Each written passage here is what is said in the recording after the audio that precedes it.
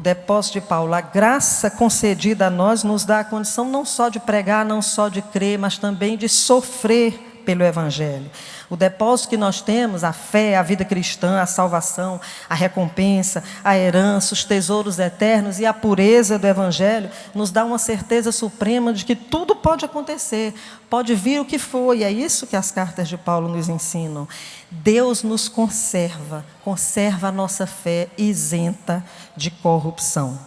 O versículo 12 diz assim: é por isso que sofro essas coisas, mas eu ainda tenho muita confiança, pois eu sei em quem tenho crido, e estou certo de que Ele é poderoso para guardar até aquele dia aquilo que Ele me confiou. Amém? Timóteo também tinha um depósito. Depois de dar o seu próprio exemplo, Paulo passa a responsabilidade a Timóteo em relação ao Evangelho.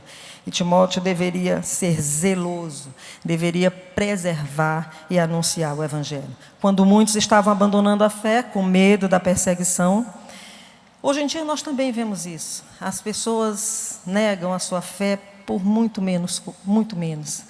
Por uma questão de ser politicamente correto, por uma questão de não desagradar um ou outro, por interesse próprio. E também por sedução dos falsos mestres. Mas Timóteo, e o Senhor fala conosco hoje, deveria guardar intacto o conteúdo da fé apostólica.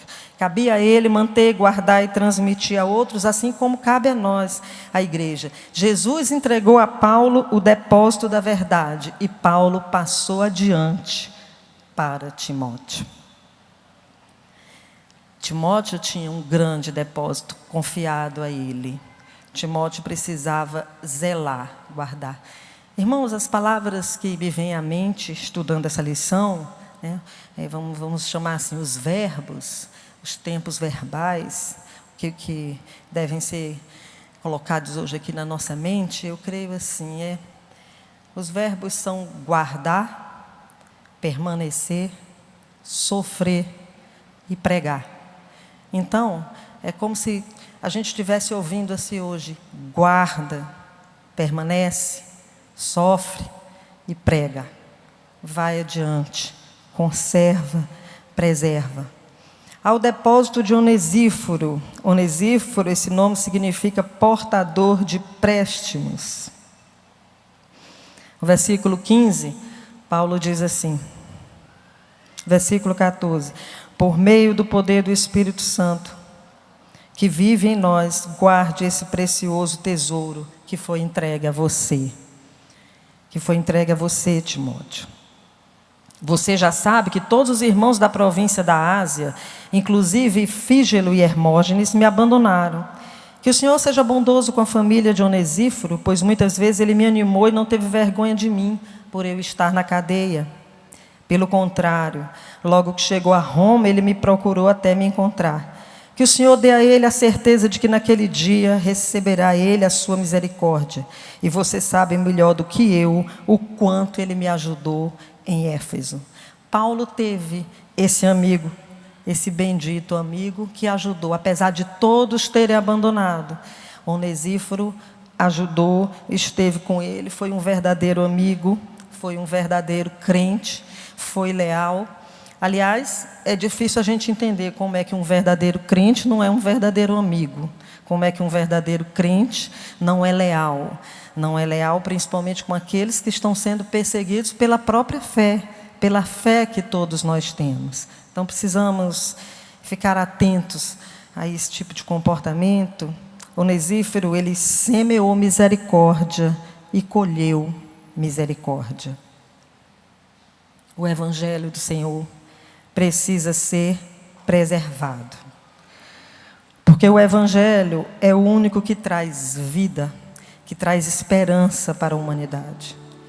É a boa nova para os que sofrem, para os que agonizam. É Deus trazendo vida através de Jesus. Nós já recebemos vida, nós temos que transmitir vida.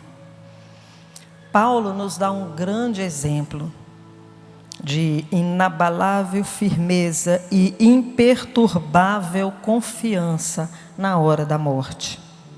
Ele tem um profundo senso de dever cumprido soube lidar até o fim com os amargos dramas que sofreu e pelo Evangelho. E longe das amarguras, naquelas circunstâncias de dor, de morte, ele disse em 2 Timóteo 4,18: a ele seja glória pelos séculos dos séculos. Meus irmãos, o Evangelho precisa ser proclamado a tempo e fora de tempo, com urgência.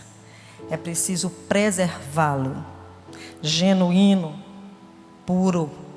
É preciso passá-lo para as outras gerações. Eu convido você a ficar de pé